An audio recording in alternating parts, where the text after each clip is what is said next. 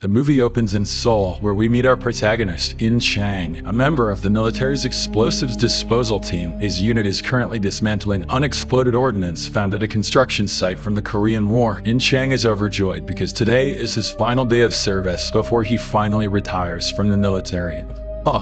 I had to say it. After the bomb is discharged, In Chang heads home, and on the way he calls to check on his pregnant wife Choi. She has just returned from a regular checkup at a hospital and assures him that everything went well. In Chang wants to know about the baby's gender, but she refuses to tell him and asks him to come home first. Moments later, a massive earthquake strikes, and news spreads that Mount Baekdu, located near the China-North Korea border, has violently erupted. The tremors reach as far as Seoul, where the ground shakes violently and buildings begin to collapse. Countless people meet a terrible fate in the chaos, but In Chang is determined to reach his wife. He narrowly escapes the falling debris, but crashes at the last moment. He begins running away when a massive structure collapses right above him, but he miraculously manages to avoid it. He needs to know if his baby is a homie. Elsewhere, we meet a woman named Jian, the senior secretary of civil affairs, who visits a man named Professor Kang. It turns out the man is a scientist who had long been predicting such an explosion. Now, after years of being mocked for his theories, he is preparing to leave South Korea and travel to the United States, where he holds citizenship. Jian now asks for his help in dealing with the current disaster, but Kang refuses and tries to walk away. However, when Jian brings up his shady past and threatens to have him arrested, the man has no choice but to comply. Please, don't tell anyone about the shakeway dads. Later, Professor Kang meets with high-ranking officials and explains that Mount Baekdu has 4 magma chambers beneath it. The recent eruption was just the first, and 3 more are expected. The final eruption could be so massive that it would devastate roughly half of the Korean peninsula. To stop the 4th explosion, Kang suggests setting off a blast in a nearby mine with a force of 6 nuclear warheads to relieve some of the pressure. He explains that the lava's force could be reduced by drilling a passage into the magma chamber to let it flow safely underground, but creating such a passage would require an enormous amount of energy. Upon hearing this, the high-ranking officials are horrified and refuse to proceed, fearing that if America were to find out, it could spark another war. However, later the South Korean president privately summons Professor Kang to his office and urges him to go ahead with the mission, even if the chances of success are slim. The plan involves ignoring the US denuclearization efforts, entering North Korean territory, and detonating a nuclear device near the Chinese border. After some time, In Chang receives a call from the colonel, who assigns him the task of going to North Korea for bomb disposal. He initially refuses since he's already retired, but the colonel reminds him that the mission concerns the future of their nation and offers to secure his wife a spot on the US military transport plane for evacuation. In Chang reluctantly agrees on the condition that his baby is a boy and returns home to tell his wife that he has been called for another mission. He doesn't reveal that it's in North Korea, so she won't get worried. In Chang asks again about their baby's gender, but she just asks him to come back early so he can meet their child in person. The next day, In Chang and his team meet with the officials and learn that North Korea still possesses 6 long-range nuclear missiles that have not been dismantled. The plan divides the team into 2 groups. In Chang's team will dismantle the missile, and a separate special operations unit will handle the rest of the operation, including transport and detonation. They also learn about a North Korean informant, Jun Pyong, who knows the missile's location but is now imprisoned in his country. Fortunately, South Korea has implanted him with a GPS tracker, so the team must free him, secure the uranium, and set the bomb to detonate inside the mines. In the next scene, the plan finally goes into action and the 2 teams take off in a transport plane. However, a large amount of volcanic ash fills the air, and soon the transport plane carrying the Special Forces team breaks down, and Chang's unit is also about to crash, so all of them parachute into North Korea. Upon landing safely, they're shocked to realize that the Special Forces team did not survive, which means it's now up to In Chang's squad to carry out the entire mission. With no other choice, In Chang leads his team, and they soon arrive at the prison where Jun Pyong is held, and discover that a riot has broken out due to the earthquake. Fortunately, the prisoners have already killed all the guards, allowing the group to reach Jun Pyong without resistance. They explain the mission to him, but Jun Pyong mocks them, saying that they're just novices with no combat skills. Despite this, the team needs his help, so they free him and keep him in handcuffs so that he won't escape. Next, they let him take a shower and clean up a bit. Good luck scrubbing butt with them cuffs. And during this, we notice that Jun Pyong has stolen In Chang's wallet. He notices the ultrasound picture of the child there and also a map of the mines. The cunning man quickly memorizes the map, after which he tears it up and eats it. Next, the team moves forward and soon passes a collapsed statue of North Korea's leader. Junpyeong feels bad and says he used to look at the statue every day from his apartment before he was imprisoned. Soon, In Chang realizes that his wallet is missing, so Junpyeong hands it back, says that he ate the maps, but has memorized them as insurance. This enrages the young soldier, who angrily throws a punch at the cunning man before being restrained by his colleagues. Regardless, the group continues moving forward, and Junpyeong soon needs to stop, for he will soon peel on. He is led outside while being monitored by the man who attacked him earlier. During this, Junpyeong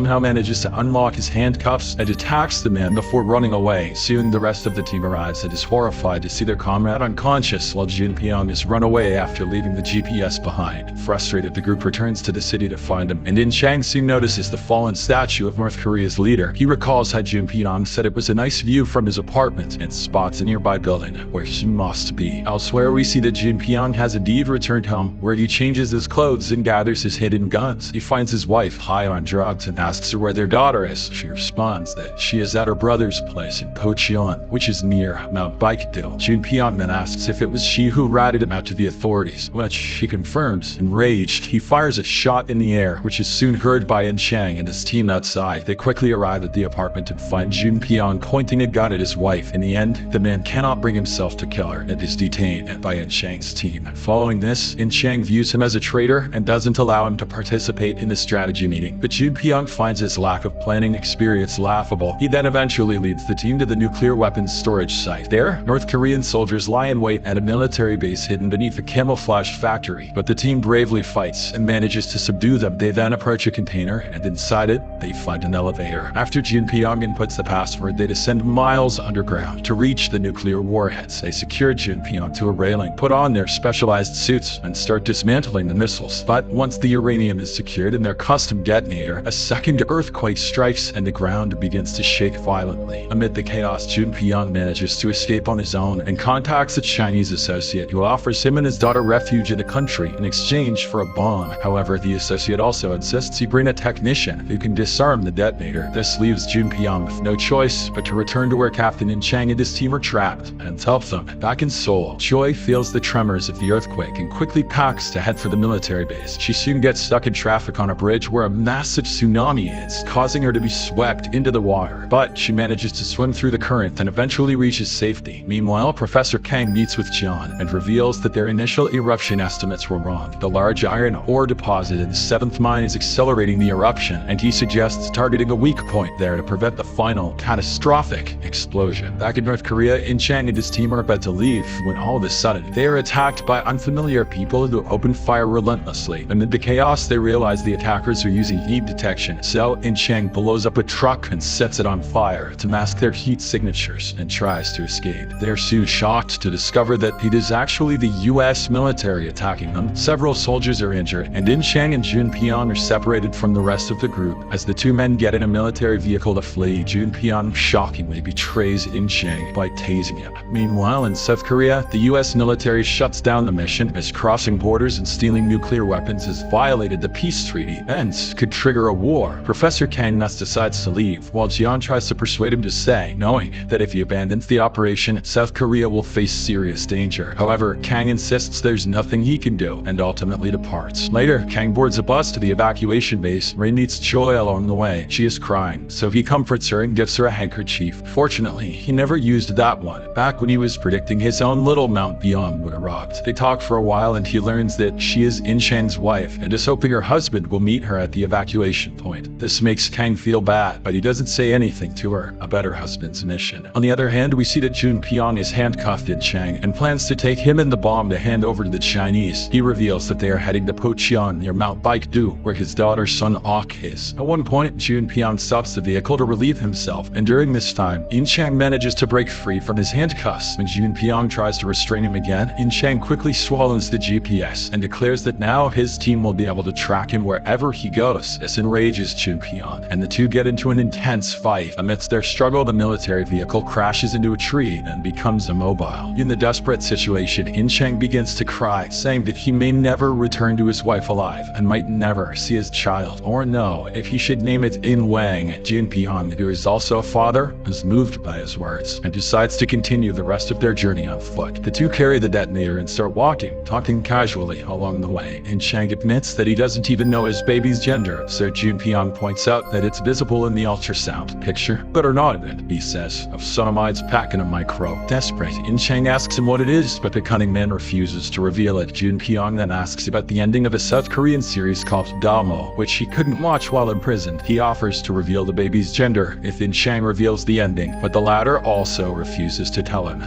Why? Not long after the two are attacked by the US military and a gunfight breaks out, it seems like it's all over for the duo, but at the last moment, In Chang's surviving team members arrive by bus and come to their aid. They all get on board and an intense car chase with the US military ensues. The group struggles against the highly maneuverable jeeps, but a third explosion occurs on the bridge, sending the US forces plummeting into the valley and averting the immediate crisis. Meanwhile, in South Korea, panic spreads among the people after the latest earthquake. Choi and Professor Kang arrive at the evacuation point, where a ship will take them to the US. Kang is granted access due to his US citizenship, but Choi is left behind. The professor tries to help her, but she refuses, since she is waiting for her husband anyway. This makes Kang feel guilty, so he finally tells her that her husband is in North Korea, which horrifies her. Determined to do something, he makes one last attempt and calls Jian to come up with a better plan to tackle the final eruption. Elsewhere, Jun Pyong is still determined to carry out his plan and points his gun at In Chang, but seeing that In Chang still believes in the mission and is determined to succeed, Jun Pyong finally gives up. He tells them the location of the mine and sets off alone to find his daughter, leaving the bomb behind. Meanwhile, the South Korean military has been cut off from communication with the team since the US intervention. They decide to defy US orders and seize the equipment needed to contact In Chang in North Korea. Jian then meets with Professor Kang and Choi, and together they finally manage to contact In Chang. The professor immediately asks him to change his course and instead head to Tunnel 7 instead of Tunnel 9. This leaves In Chang in a dire situation because he doesn't have the original map and must find Jun Pyong again. Elsewhere, Jun Pyong finally reaches Pocheon and finally finds his daughter, who is in a dire state. She is traumatized from everything she has endured, and worst of all, doesn't even recognize him. This overwhelms Jun Pyong with emotion, and he begins to cry just as the Chinese associates arrive, demanding the bomb. Jun Pyong reveals that he doesn't have it and pleads with them to at least let his daughter cross the border, but this only enrages the Chinese, who immediately shoot him. But before they can hurt any further, suddenly the US military also arrives, and intense gunfire ensues between them. Amid the chaos, In Chang suddenly appears like a hero, folding a white cloth as a sign of surrender. He then reveals that he has the bomb, but shockingly shows them that the timer on the bomb has already been set. He explains that he timed it to coincide with the fourth explosion, as everything will end then anyway. Terrified, both the Americans and the Chinese finally run away from there in fear to avoid the explosion. Following this, In Chang decides to go to the mine alone and urges everyone else to leave immediately. However, Jun Pyong refuses to give him the location, insisting that he will go along with him. The rest of the team leaves with Suna-ok, who sheds tears as she watches her father depart. Before heading to the tunnel, In Chang calls his wife, who is worried sick about it. He apologizes for lying to her, and she asks him not to be late so he can meet their baby in person. In Chang promises her and tearfully ends the call. Choi, equally distraught, suddenly begins having contractions, even though she is still not due. This panics Professor Kang and Jian, who rush her to the hospital. After much struggle, the two men finally reach the correct tunnel and make their way through the mine. They need to take the elevator down to the tunnel and set the detonator, but the lift stops working due to a power outage caused by a volcanic earthquake. In Chang decides to cut the cable and descend with the bomb, ready to risk his life in the line of duty. He then finally tells Jun Pyong the ending of Damo, in which